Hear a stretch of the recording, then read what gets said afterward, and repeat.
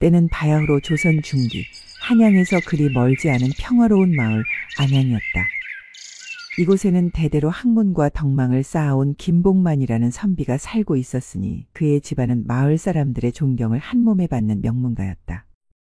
자식이 없어 산천 기도를 드리고 별별 구판을 벌여도 씨앗 한 톨 구경 못하는 집이 있는가 하면 어찌된 영문인지 김복만네의 집은 자식이 풍년 중에도 대풍년이었다.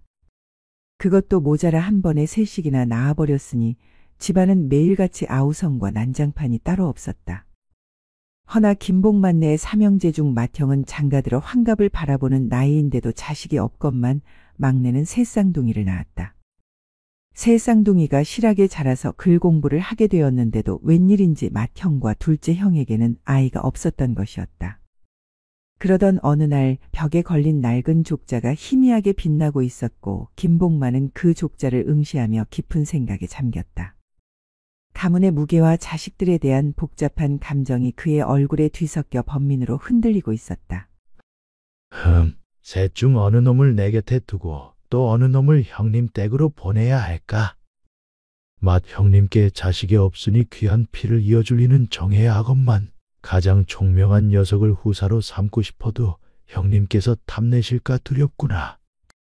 김복만의 서재는 여전히 밤의 장막에 쌓여 있었다. 그의 어깨는 무거워 보였다. 자식들에 대한 애정과 함께 그들의 미래를 현명하게 결정해야 하는 가장의 엄중한 책임감으로 자리에서 일어나 창밖을 응시했다. 다음 날 아침 김복만의 집 마당에서는 세 쌍둥이 김선도, 김중심, 김한성이 흙바닥에 앉아 조약돌을 가지고 놀고 있었다. 그들의 얼굴에는 글 공부에 대한 흥미라고는 찾아볼 수 없었다. 그리하여 서당에 가는 것을 싫어하는 아들들의 고집에 김복만은 깊은 고민에 빠졌다. 세 아들이 서로를 보며 낄낄거리는 모습은 영락없는 철부지들이었다. 에이, 또 서당이라니. 지루해 죽겠네. 차라리 밭일이나 하는 게 낫지. 글은 왜 배워야 하는지 모르겠어. 그래도 아버님께서 시키시는 일인데. 며칠 후 김복만의 집 대문이 열리고 낡은 도포를 입은 노인이 지팡이를 짚고 들어섰다. 그의 얼굴에는 깊은 주름이 패어 있었지만 눈빛은 온화했다. 세 아들은 호기심 어린 눈으로 노인을 바라봤다. 아들들의 고집을 꺾지 못한 김복만은 결국 큰돈을 들여 노훈장이라는 독선생을 집으로 모셔온 것이었다. 노훈장은 오랜 세월 학동들을 가르쳐 온 경험 많은 스승이었다. 노훈장이 세 아들을 향해 고개를 끄덕이자 세 아들은 어색하게 고개를 숙였다. 훈장님, 부디 저희 아들들을 잘 부탁드립니다. 서재한 학동들이 앉는 자리에서 노훈장이 세 쌍둥이를 번갈아 보며 눈을 가늘게 떴다. 세 아이는 너무나 똑같이 생겨 구별이 쉽지 않았다. 노훈장은 나이 탓에 눈과 귀가 어두워 세 쌍둥이를 구별하기 힘들어했다. 김복만은 이를 해결하기 위해 방 안쪽부터 선두, 중심, 완성을 앉히고 자리를 지키게 했다. 아들들은 고개를 끄덕이며 지정된 자리에 앉았고 노훈장은 만족스러운 듯 헛기침을 했다. 너희 셋은 어찌 이리 똑같이 생겼느냐? 헷갈리는구나. 자, 오늘은 이리 앉거라. 안쪽은 선두, 가운데는 중심, 문 쪽은 완성이다. 이 자리를 늘 지키도록 하여라. 며칠 후 노훈장이 잠시 졸고 있는 틈을 타 세 쌍둥이가 눈빛을 교환했다. 그들의 얼굴에는 장난기가 가득했다. 단조로운 글 공부의 실증을 느낀 세 쌍둥이는 기묘한 장난을 벌이기 시작했다. 그들은 노훈장이 잠시 한눈을 파는 사이 교묘하게 자리를 바꿔 앉으며 스승을 골탕 먹였다. 선두와 중심이 자리를 바꾸고 완성은 슬쩍 웃으며 그들을 지켜봤다. 노훈장은 아무것도 눈치채지 못한 채 꾸벅꾸벅 졸고 있었다. 다음 날 노훈장이 글귀를 암송시키고 있었을 때 완성은 막힘없이 줄줄 외웠지만 선두는 이곳 저곳에서 틀리거나 막혔다. 셋 중 가장 영리했던 완성은 가르치면 금방 깨우쳤지만 선두는 자주 막히고 틀렸다. 문제는 아이들이 자리를 바꾸면서 노훈장이 누가 누구인지 혼란스러워한다는 점이었다. 노훈장이 선두의 종아리를 때리자 선두는 아픈 척하며 엉덩이를 들썩였다. 이놈아, 어찌 이리 막히느냐? 어제는 줄줄 외더니 오늘은 어찌 이리 멍청해졌느냐? 그때 서재박 김복만이 노훈장의 목소리를 들으며 발걸음을 멈췄다. 허, 오늘은 막내가 어찌 이리 멍청해졌단 말인가? 어제는 그리 영리하더니. 그리고 너희들은 또 언제 글 공부가 이리 영리해졌느냐? 참으로 이상하구나. 노훈장의 혼잣말이 들려왔다. 노쇠하여 눈도 어둡고 귀까지 먹은 노훈장은 날마다 달라지는 아이들의 학습 능력에 고개를 갸웃거릴 뿐이었다. 김복만은 아들들의 학업의 촉각을 곤두세웠고 노훈장의 혼잣말을 들으며 의아함을 느꼈다. 그렇게 김복만이 출타한 어느 날 새 쌍둥이가 노훈장을 졸라 집 뒤뜰에서 놀고 있었다. 노훈장은 지친 표정으로 그들을 지켜봤다. 세 형제는 아버지가 출타하는 기미만 보이면 노훈장을 졸라 밖에 나가 저희들이 만들어낸 독특한 놀이를 즐겼다. 노령인 노훈장은 종일 앉아 가르치노라면 좀 고단함을 느껴서 적당히 놀게 해주곤 했다. 해가 중천에 뜬 한낮 김복만이 예상치 못하게 집으로 돌아왔다. 그는 후원뜰에서 놀고 있는 새 쌍둥이를 발견하고 표정이 굳어졌다. 그러던 어느 날 종일토록 출타했다가 저녁 무렵에 돌아올 생각이었던 김복만이 중도에서 일이 잘못되는 바람에 한낮에 집으로 돌아온 것. 일이 어긋난 것이 마음에 좋지 않기도 해서 아이들이 공부를 하는 모습이나 보려고 후원으로 갔다. 새 녀석은 아버지가 출타한 것을 알고 노훈장을 졸라 나와 놀다가 집 모퉁이를 돌아 후원뜰의 모습을 나타내는 아버지를 보고 깜짝 놀랐다. 그들의 얼굴에서 웃음기가 사라졌다. 아니, 놈들이 공부는 하지 않고. 아버지를 본 새 쌍둥이가 쏜살같이 별당 안으로 뛰어들어갔다. 똑같은 얼굴에 똑같은 옷을 입은 그들의 움직임은 마치 한 몸 같았다. 새 쌍둥이가 별당 안으로 사라지자 김복만은 굳은 표정으로 그들이 사라진 문을 응시했다.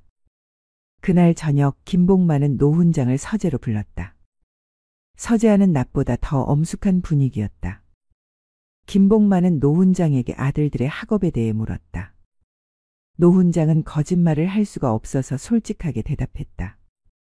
그러자 김복만은 노훈장을 벗처럼 여기며 그의 귀에 소곤소곤 자신의 계획을 말했다. 그의 눈빛에는 아들들을 시험하겠다는 확고한 결심이 담겨 있었다.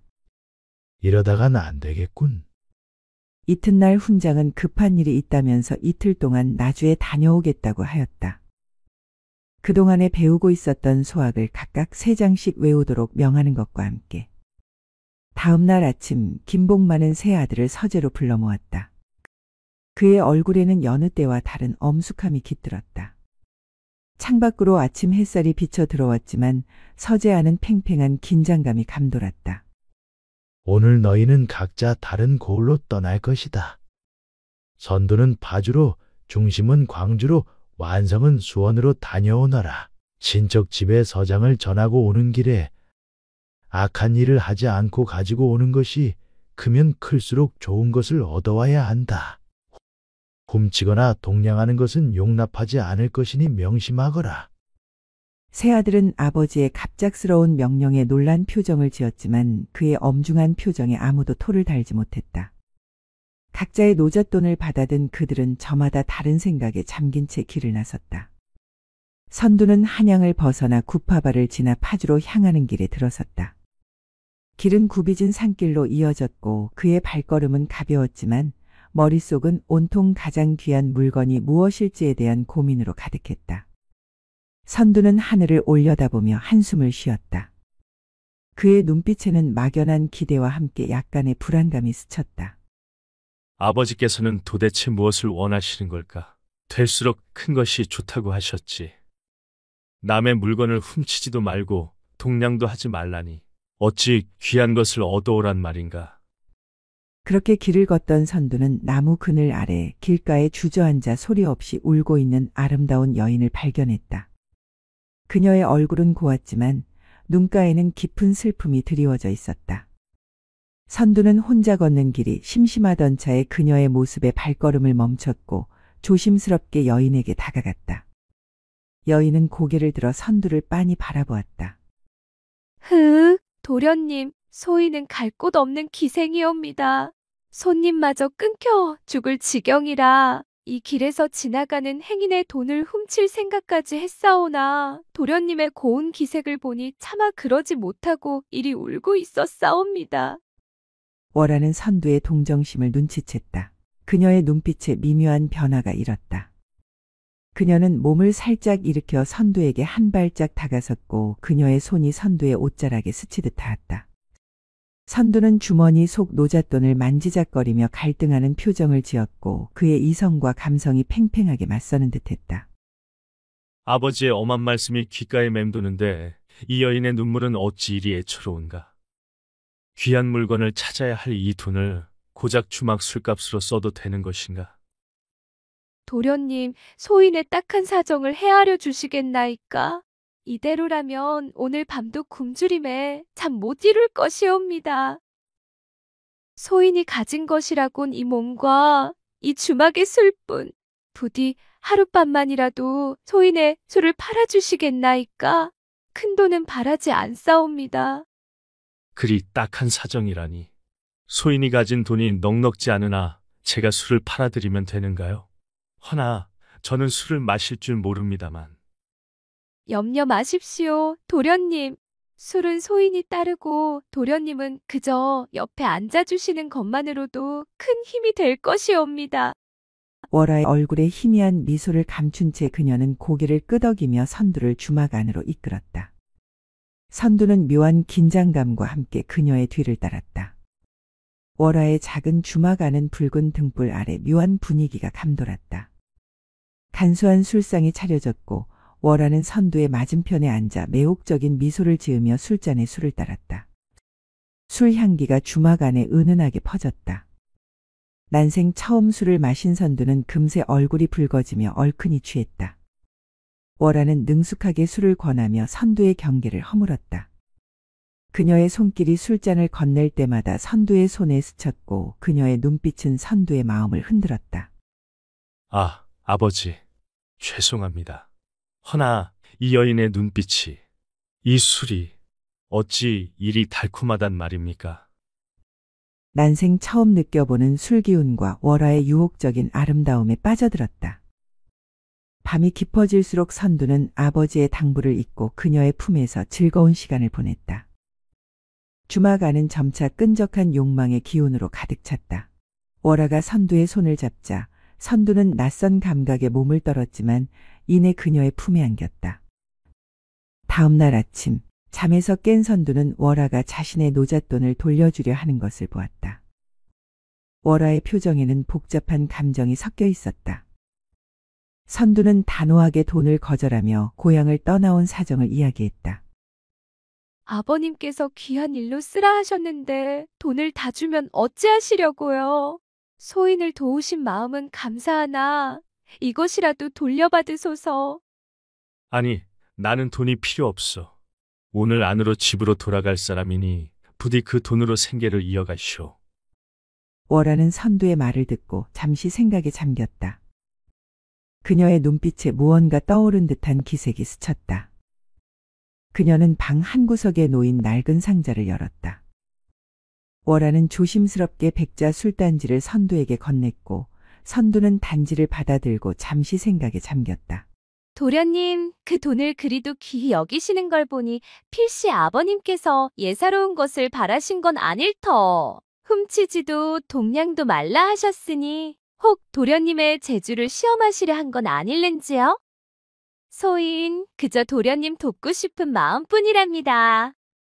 이것은 백자 술단지예요. 오래된 것이어서 구하기 힘든 물건이지요. 이것이라도 아버님께 드려요.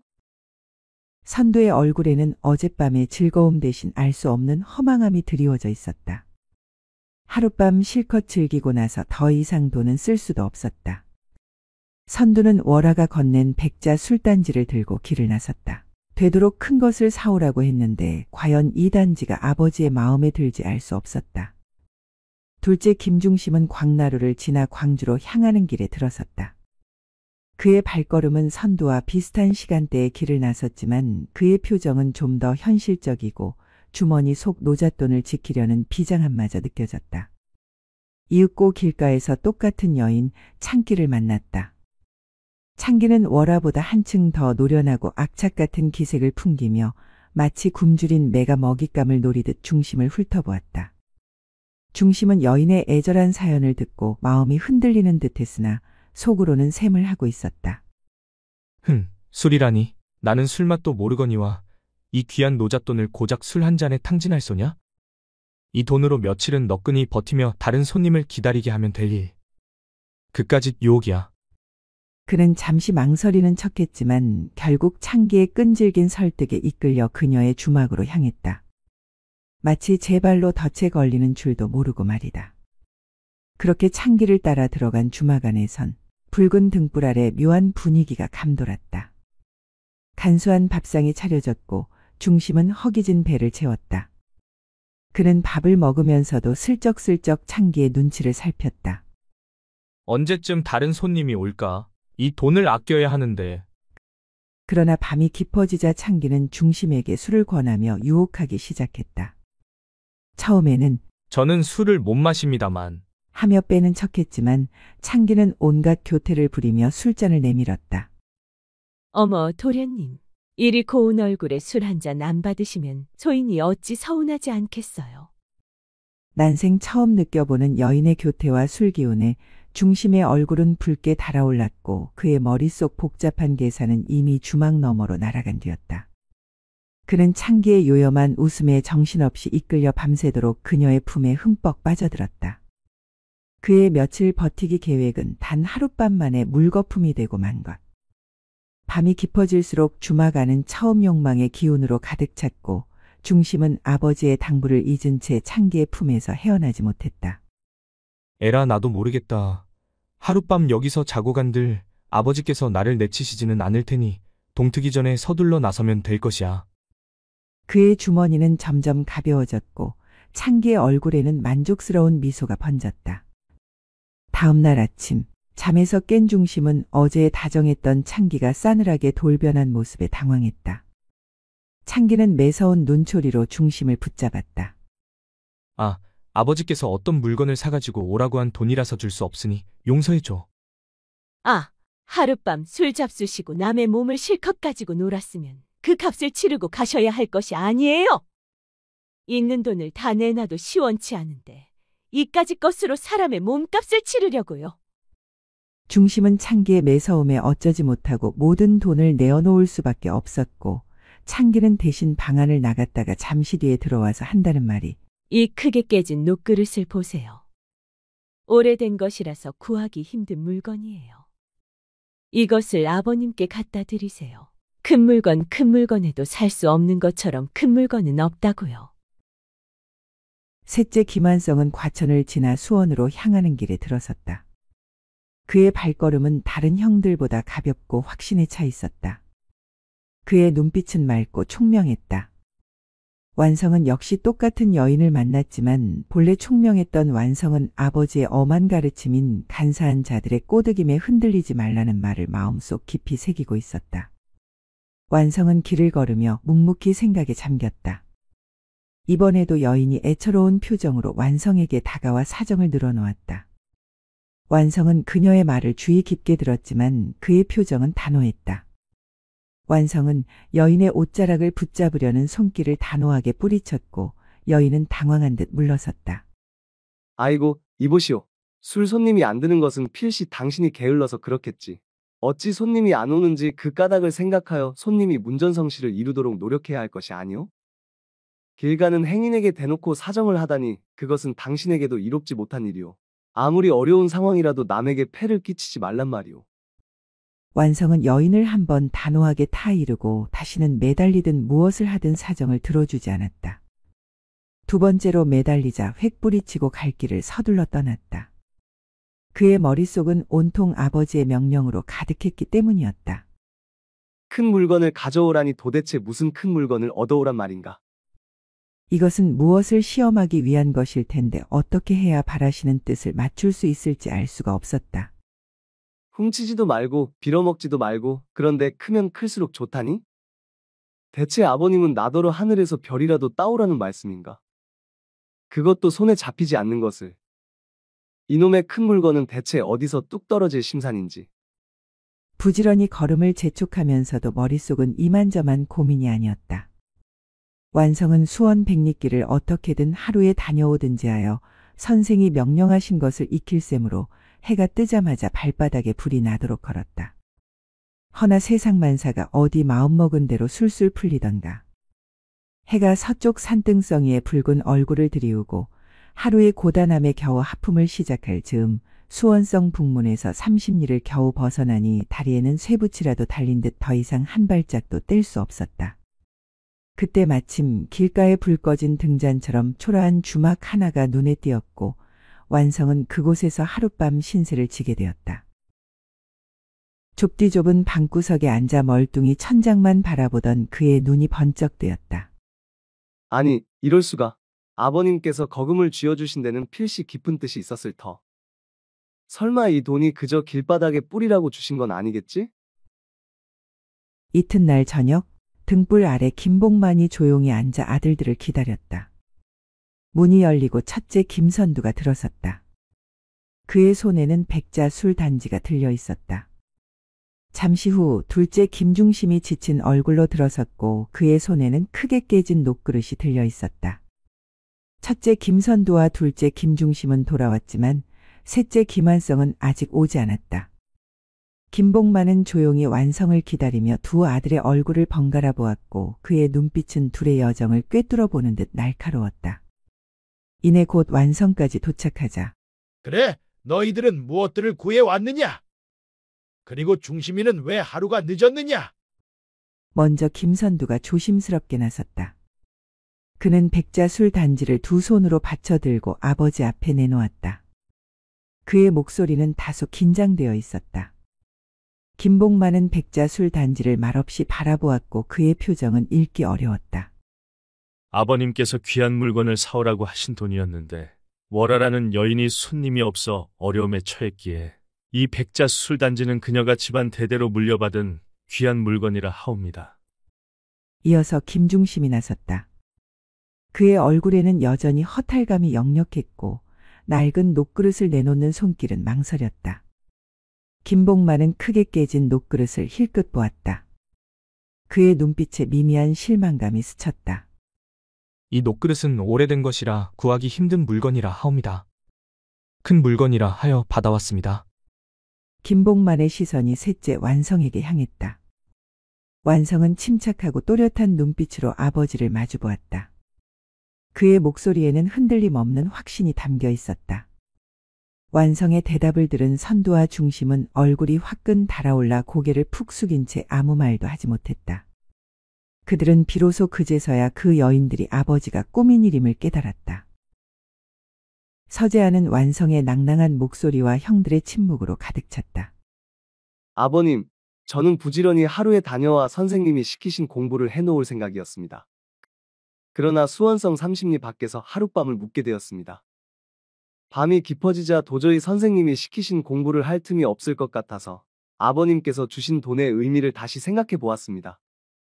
그러자 아하 하고 느껴지는 바가 있었습니다. 그래서 아침 일찍 일어나 나귀를 빌려 타고 서당에서 소학책 한 권을 샀습니다. 그 후 나귀 임자에게 나귀를 끌려가지고 문 앞까지 오면서 그 귀한 소학을 읽었습니다. 옳지, 내 속을 이리도 시원하게 긁어주는구나. 시간은 천금보다 귀하고 돈은 그 귀한 시간을 사는데 쓰는 것이니라. 이 귀한 돈을 들여 독선생을 모셔왔거늘 그 황금 같은 시간에 책 대신 딴짓만 하고 있었더냐? 과거에 낙방하는 놈들이 다 너희같이 한량처럼 굴었다는 것을 알아두거라. 김복만의 훈계가 끝나자 선두와 중심은 더욱 깊이 고개를 숙였다. 그들의 어깨는 축 처져 있었고 얼굴에는 뒤늦은 후회와 진정한 깨달음의 빛이 스쳤다. 김복만의 준엄한 훈계에 새 쌍둥이는 돈과 시간 그리고 학문의 진정한 중요성을 비로소 확실히 깨달았다. 그들은 자신들의 어리석음을 통감했다. 선두와 중심이 서로를 힐끗 보았다. 그들의 눈빛에는 말없이 서로에게 전하는 깨달음과 반성이 담겨 있었다. 김복만은 잠시 침묵하며 세 아들을 번갈아 보았다. 이윽고 그의 시선은 완성에게 고정되었고 그의 얼굴에 확고한 결심이 떠올랐다. 김복만은 두말할 것도 없이 셋째 완성을 자신의 후사로 삼기로 결정했다. 그의 현명한 선택은 가문의 미래를 밝히는 등불이 될 것임을 직감했다. 김복만이 완성을 향해 손을 내밀자 완성은 고개를 들고 아버지의 손을 잡았다.